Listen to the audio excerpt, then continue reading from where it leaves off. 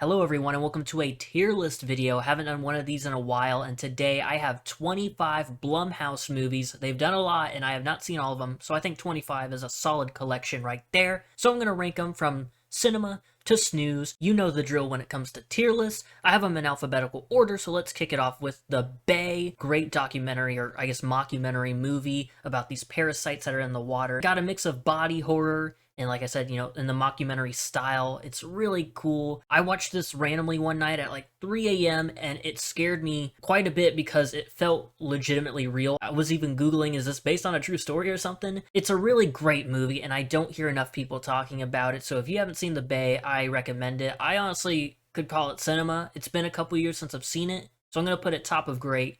But there is a definite argument to be made for it going in cinema. I'll probably move it up there in a little bit. And now we have the Belo Experiment. I have not seen this since it first got put on a streaming service or whatever. It's been years and years. The concept is cool. Everybody in a giant office building and the doors are locked, and they have to kill a certain amount of people in order for the remaining survivors to actually be able to leave. I haven't seen this thing in a while. It's what I definitely want to rewatch soon. I remember having a good time watching it, and it's pretty fun. So I'm going to put it in fine, because I remember liking it. I just can't recall all that much about it. The Black Phone. This movie, when it first came out, I thought it was decent. I didn't really care much for it, but every time I watch it, I love it more and more. This has become one of my favorite horror movies, especially within the last few years. This came out in 2022. Ethan Hawke does great. The two kid actors in it do great. Gwen has so many funny lines, like when she's talking back to the detectives or when she's like praying to God and she's like, "What the heck, man?" Also, the mask of the grabber is so cool with the interchangeable like mouthpieces or like just all the parts on it. It's such a simple mask, but it's so cool. And I'd even go as far to say that it's iconic. Finney being stuck in the basement, just a character you really are rooting for. All the ghosts of like the kids in the past, giving him little bits of advice throughout the whole movie. It's just such a great story. Honestly, I could put Black Phone in cinema. I know there's a few people that think it's just okay and nothing too special, but I honestly don't remember seeing anybody hating on this movie. I think it's a movie that everybody at least kind of likes, if not really likes, and I really like it. Another movie that the opinions are pretty much the same on, we have The Exorcist Believer. Oh boy, The Exorcist Believer, huh? My hopes weren't high for it. I'm not a big fan of exorcism movies,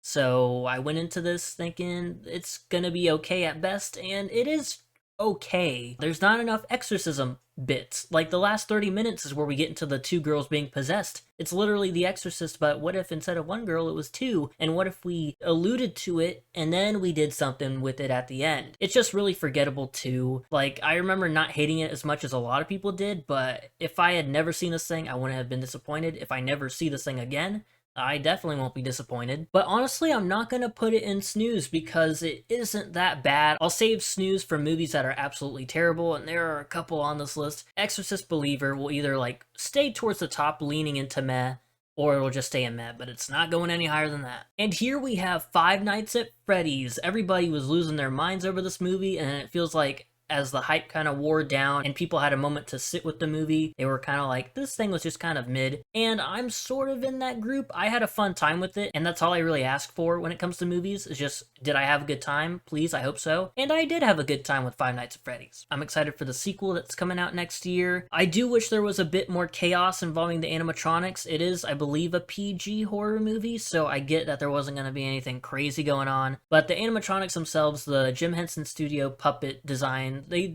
did such a great job on Freddy, Foxy, Chica, Bonnie, you name it, the freaking cupcake. The look of this movie is great, the setting is great. Overall, FNAF is just a decent movie. It's gonna go above Belko and fine, just because I feel like I would much rather go back and watch Five Nights over Belko. Story-wise, it's kind of lacking, but everything else works for me. Also, during the middle of the movie where they're building the fort and like Bonnie falls over, that's a good time. I mean, like, you can't not have fun with Five Nights at Freddy's. And speaking of fun, we have Freaky, the body-swapping horror movie with Vince Vaughn and Katherine Newton, two of my favorite actors, so I'm gonna put Freaky in cinema. This movie is an absolute blast. From the cold open, where Vince Vaughn is like a very convincing slasher, he does a great job in that role. And then you got the rest of the movie where the body switch happens and Katherine Newton is this awesome serial killer roaming around the school, getting amazing kills, and Vince Vaughn is acting like a high school girl, like flailing his arms in the air, screaming, doing a cheerleader dance. It's such a wonderful horror comedy. Top 5 horror comedy in my opinion. I will always have a good time watching this. And next up we have The Gallows. I didn't get around to watching this movie until a couple years ago. I only ever heard bad things about it, so I was like, let's get it over with. I'm gonna watch it just to see if it's as bad, and I was so bored. There's like one or two kind of creepy slash cool moments with like the noose coming down from like out of nowhere and then wrapping around someone's neck and yanking him away. That's kind of cool. This is just kind of a bleh movie. Like, this is gonna be our first snooze. It's based around a play that like a school had, and then some kid actually died, and then like the legend of it comes back, and it's just one of those movies. It did absolutely nothing for me. Maybe one day I'll go back and rewatch it because I feel like the concept, like a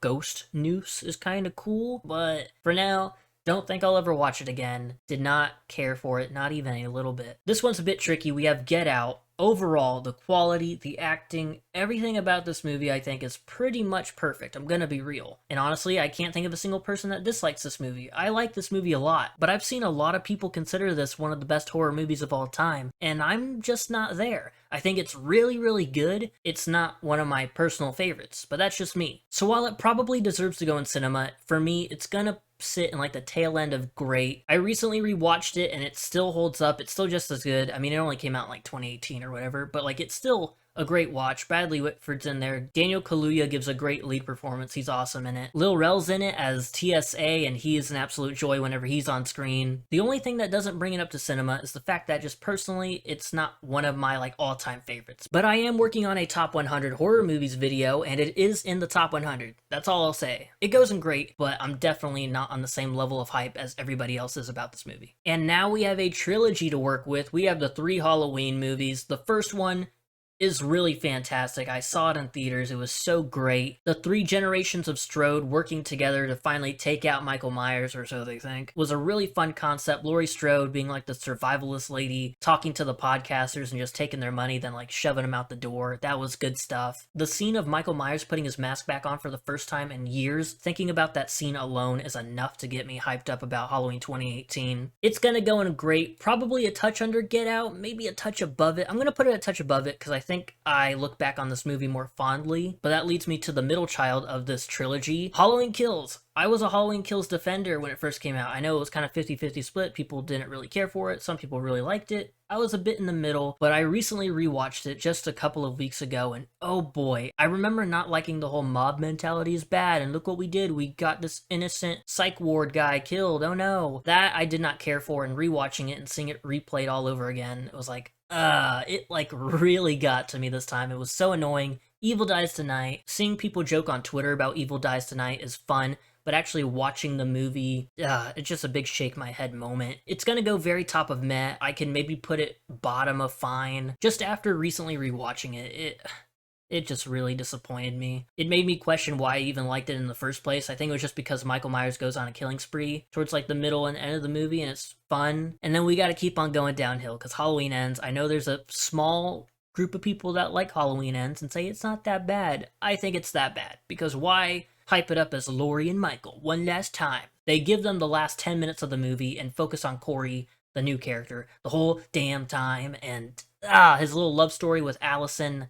Didn't care for that, and that's the main part of the movie. Old man Michael Myers in the sewer. What are you, a clown? What are you, Pennywise? No, what are you doing? I mean, I get it's realistic in the way that he is an old man. He would be very decrepit and like, oh, my injuries, they've caught up to me, but that's not the way you send Michael Myers out. Not him regrowing his strength or whatever, and then the last 10 minutes is actually like the only good part about the movie besides some of the kills. It's just a drag, man. It's not gonna go in snooze because I can't put it in the same tier as The Gallows. It's more disappointing than actually bad. I'll put it above Exorcist, Believer. Halloween Ends, Halloween Kills, they're both rough. This one's disappointing. Halloween Kills is just kind of annoying. The first one, though, banger movie, does not deserve to be lumped with these other two. And now we have Happy Death Day. I watched this for the first time fairly recently, and I think it's a nice movie. The concept is cool, Groundhog Day, but make it horror. And our main character, Tree, she's a bit annoying the first half of the movie, but like that's kind of the point as she goes through the repetitive days. Then like her character grows and all that stuff. It also has a fun little mystery attached, like who's the one killing me? So Happy Death Day is gonna go probably top of fine, maybe under 5 nights. It's kind of a toss-up depending on my mood.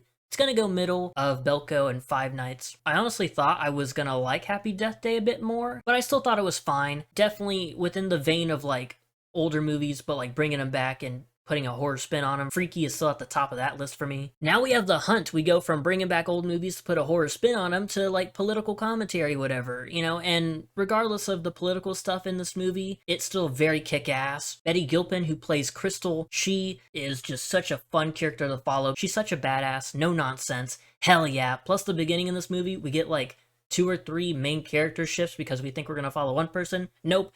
Think we're gonna follow another person? Nope. Very unique little movie. It's sort of on the simple side. It really just is like badass woman doing badass things, but sometimes that's all you need. Very bottom of great. I think I could watch this every other day and never get tired of it. And here we have Hush. We have a home invasion, but with the twist, the woman inside is deaf and the killer on the outside is just messing with her. Very sinister, very smart. Like the woman inside is very smart, not helpless at all. She's running through scenarios in her head. I really liked those little bits of the movie. I love a horror movie where the bad guy is serious, no nonsense for the most part, and the protagonist is like not making a lot of stupid mistakes or not being too goofy. Both of them are in the zone. It's a game of chess in a way. Hush really stood out to me. I've watched it a few times, and just like Black Phone, it has grown on me every time. One of the best horror movies that have come out within the last 10 years. I'm gonna put this very top of great, probably under The Bay, just a little bit, because The Bay really got to me. Hush didn't really get to me, but it is like such a good horror movie. Like if you haven't seen Hush, you gotta check it out. I think it's on Tubi, like as we speak. Go watch Hush if you haven't seen it.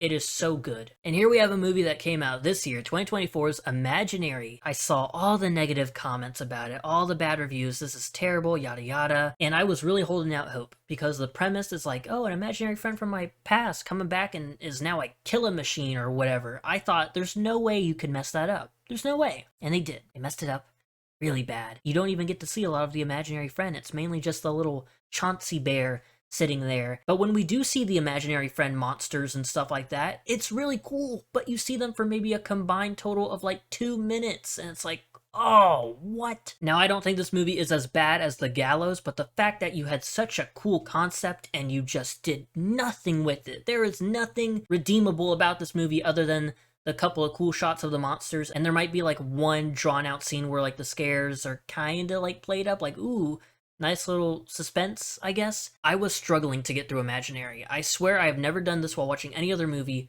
but when we were like 75% of the way through, I was like squirming under my covers because I was like, oh my god, just end, because they're like drawing out explanations and stuff, and it's like, this is so dumb. Like when you were younger, we made a portal that went to this world and all that.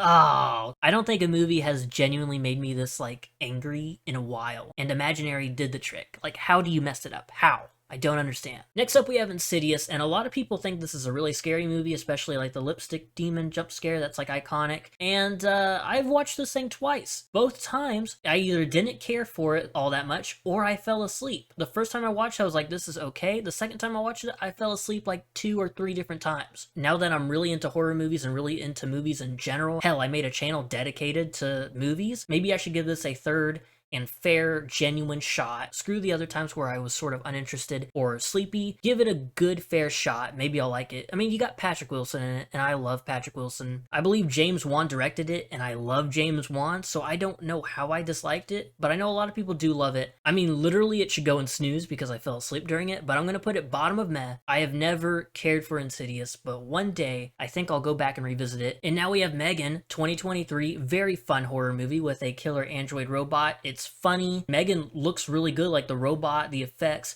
Hell yeah. There have been a few AI related horror movies that have come out within the last couple years. I believe Megan definitely is like the better amongst those and probably like popularized the subgenre. Also, Megan has a bit of sass to her, which makes it even funnier. Like a killer robot is already a cool concept. Like I'll watch a killer robot horror movie, sure. But having a robot like be linked to the little girl in this movie, Katie I believe is her name, and like being super overprotective to the point where it's like genuinely scary, like, oh, she's gonna kill for this little girl, man. Megan was great. It's another movie that'll be in that top 100 horror movies video. I don't think I could put it in cinema, but it definitely is going to sit in this upper part, probably above Halloween. Now we have another 2024 movie. We have Night Swim. Blumhouse has not been doing too great this year with horror movies. The year kicked off for them with Night Swim and then Imaginary. Imaginary, you heard my thoughts on it earlier. Night Swim wasn't as infuriating, but it really just is an okay horror movie. It's kind of bland.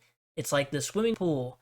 Ooh, but they play it really seriously. This was one of my first movie reviews ever on the channel, so if you want to watch the full video on that, go back to like one of my oldest videos on here. I thought this was just standard. It's okay. It's not bad. It kind of leans toward bad, but I wouldn't call it a bad movie. But honestly, if it didn't take itself so seriously, where they went full throttle with the killer swimming pool like story, I think it would have been a way better movie. It probably wouldn't have been good still, but at least it would have been some fun. Like, that's all I'll say about that. I'm not going to put it in snooze because these are movies that really just annoyed me or just I did not care a single bit about. Night Swim, I thought it was watchable. I don't think I'll ever go back and watch Night Swim again, but, you know, it wouldn't kill me if I had to rewatch it. Next up is Ouija Origin of Evil. I heard that the first Ouija movie isn't that great, and I was kind of nervous about this one because it was on Netflix, and I was like, screw it, why not? This is probably the biggest surprise on this list. I thought this was not going to be all that good. Wow, for a PG horror movie with like,